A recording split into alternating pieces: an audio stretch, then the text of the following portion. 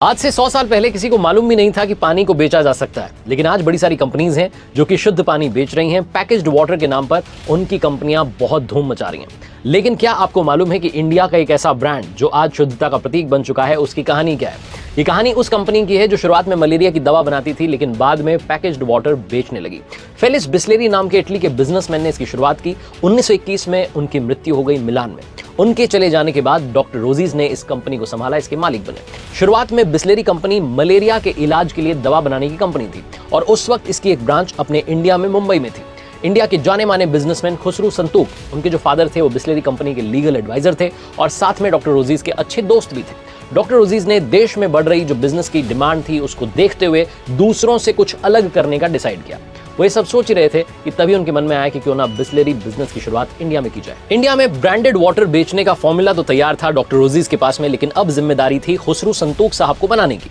तो खुसरू संतूक साहब को उन्होंने मना लिया और कहा कि हम मिलकर के कुछ नई शुरुआत करते हैं। इंडिया में इस वक्त बिजनेस की डिमांड है, लोग चाहते हैं कुछ नया हो जाए, लेकिन फॉर्मूला मिल नहीं रहा है। मेरे पास में फॉर्मूला है, हम पैकेज्ड वाटर बेचेंगे, शुद्ध पानी जो है लोगों को प्रोवाइड करवाएंगे। और इस फॉर्मूले को लेकर के जब वो खुसरू संतूक के पास में गए तो फाइनली उन्होंने उन्हें मना लिया।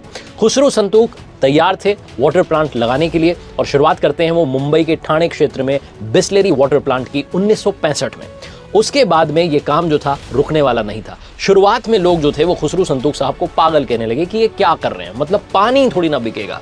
वो इसलिए ऐसा कह रहे थे क्योंकि इंडिया में जब इस कंपनी की शुरुआत हुई थी तो तब एक रुपए में इसको बेचा जा रहा था बॉटल को, और ₹1 उस वक्त बहुत ज़्यादा अपनी कीमत रखता था और ₹1 देकर के पानी खरीदने वाले लोग बहुत कम थे।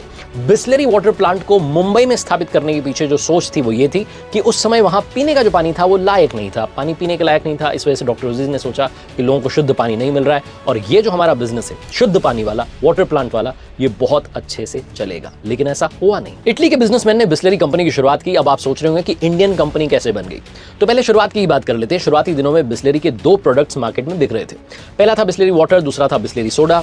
ये जो दोनों प्रोडक्ट थे इनकी सप्लाई महंगे रेस्टोरेंट्स में हो रही थी, 5 स्टार होटल्स में हो रही थी। हालांकि धीरे धीरे आम पब्लिक को भी मिलने लगे थे, लेकिन जो डिमांड थी मार्केट में वो बिस्लेरी सोडा की ज्यादा थी। जिस वाटर प्लांट की शुरुआत की थी, जो पानी बेचना चाह रहे थे, वो बिक नहीं रहा था और खुसरू संतूक साहब को समझ में आ चुका था कि भैया ये धंधा जो है ज्यादा चलेगा नहीं। ऐसे में उन्होंने डिसाइड किया कि इसको बेच देते हैं। जहां बिस्लेरी के बिकने की बात आई तो ये बात जो थी मार्केट में फैल गई और पार्ले कंपनी के जो चौहान ब्रदर्स थे उन्हें मालूम चला कि बिस्लेरी बिकने के लिए तैयार है और पार्ले कंपनी के जो चौहान ब्रदर्स थे उनमें से एक रमेश चौहान जी ने 1969 में इस कंपनी को खरीद लिया। बिस्लेरी अब पार्ले के पास में आ चुकी थी और जब बिस्लेरी उन्होंने खरीदी तो इंडिया में उसके 5 स्टोर्स थे, 4 तो मुंबई में थे और 1 कोलकाता में था। रमेश चौहान जी ने अपनी जो सोच थी उसको थोड़ा आगे बढ़ाया। एक नई स्ट्रैटेजी के साथ में उन्होंने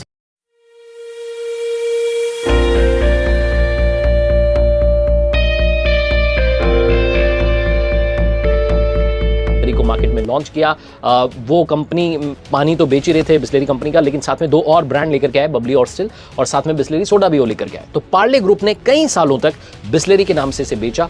आगे चलकर के कंपनी ने सॉफ्ट ड्रिंक भी लॉन्च की जो कि कांच की बोतल में बेची जाती थी, जिसे पीने के बाद में बोतल को वापस लौटाना होता था, अगर आपको वो जमाना याद हो। पार्ले कंपनी बिस्लेरी को लेकर के अलग अलग स्ट्रैटेजी तैयार कर रही थी और ऐसे में उन्होंने सोचा कि जो इंडिया में पब्लिक ट्रांसपोर्टेशन वाली जगह हैं, सार्वजनिक जगह जो हैं, स्पेशली बस स्टैंड हो गया, रेलवे स्टेशन हो गया, सड़क किनारे हो गया, ढाबे हो गए, ऐसी जगहों पर हमें बिस्लेरी वाटर जो है उसे पहुंचाना है और वहां के लोगों को उन्होंने डिस्ट्रीब्यूटर बनाना शुरू किया जो कि आसपास दुकानें लगाते थे। इनका पर्पस ये भी था कि स्पेशली जब कोई ट्रैवल कर रहा होता है तो कहीं उसे गंदा पानी पीने को ना मिल जाए, उसकी जो यात्रा है वो कहीं दूषित ना हो जाए, कहीं उसकी यात्रा खराब ना हो जाए। तो ऐसे में इन्होंने स्पेशली उन जगहों को टारगेट किया जहां इन्हें उम्मीद थी कि लोग पानी खरीदना शुरू करेंगे और जो इनकी स्ट्रैटेजी थी वो काम आई। कंपनी ने अपना जो ब्रांड प्रमोशन का तरीका था, जो पैकिंग थी, उसमें भी चेंजेस ये लेकर के आए और धीरे धीरे धीरे मार्केट में बिस्लेरी वाटर जो था वो बहुत ज्यादा पॉपुलर हो गया। 1970 से 1999 तक बिस्लेरी ने इंडियन मार्केट में अपना एक अलग ही झंडा बुलंद रखा, लेकिन कहते हैं ना वो कंपटीशन तो आ ही जाता है। 2000 में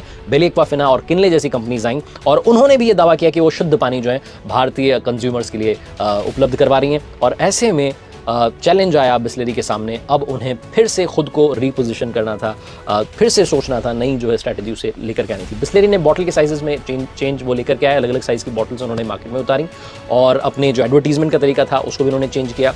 एक ऊंट वाला विज्ञापन है जो आजकल बड़ा पॉपुलर है, आपने देखा होगा। तो लगातार वो अपने एडवर्टाइजिंग कैंपेन्स को चेंज करते रहे और वो ये कोशिश करते रहे कि जो उनकी स्पेस है इंडियन मार्केट में वो कहीं ना जाए। आज भी अगर बात करें तो लगभग 60% से ज्यादा हिस्सेदारी इंडियन मार्केट में बिसलेरी कंपनी रखती है। आज इनके 135 प्लांट से भी ज्यादा प्लांट्स हैं, करीबन 2 करोड़ लीटर से भी ज्यादा पानी जो है रोजाना ये बेच रहे हैं। और अगर डिस्ट्रीब्यूटर्स की बात करें तो हजारों इनके डिस्ट्रीब्यूटर्स इस वक्त बन चुके हैं, और अगर रिटेल आउटलेट्स की बात करें तो लाखों में संख्या पहुंच चुकी है। बिसलेरी कंपनी की ये जो कहानी है सिखाती है कि लाइफ में अगर आप सही स्ट्रेटजी के साथ में आगे बढ़ें, सही सोच के साथ में आगे बढ़ें, तो चाहे तमाम चैलेंजेस आ जाएं, चाहे तमाम लोग कहें कि आप गलत काम करने जा रहे हैं, ये आपके बस की बात नहीं है, आपको पागल कहने लग जाए पब्लिक, लेकिन आपको अपना काम करते रहना है और बताना है कि जो आपने सोचा था वो बिल्कुल सही सोचा था। अगर आप बिजनेसमैन बनना चाहते हैं तो ये जो बिसलेरी की कहानी है ये आपके लिए बहुत ज्यादा फायदेमंद है। देखते रहिए मेरे साथ मोटिवेशन के अलावा बहुत सारे वीडियोस इसी चैनल पर, जिसका नाम है आरजे कार्तिक एक्स्ट्रास। जाते जाते फिर से वही बात जो कहता हूं, कर दिखाओ कुछ ऐसा कि दुनिया करना चाहे आपके जैसा।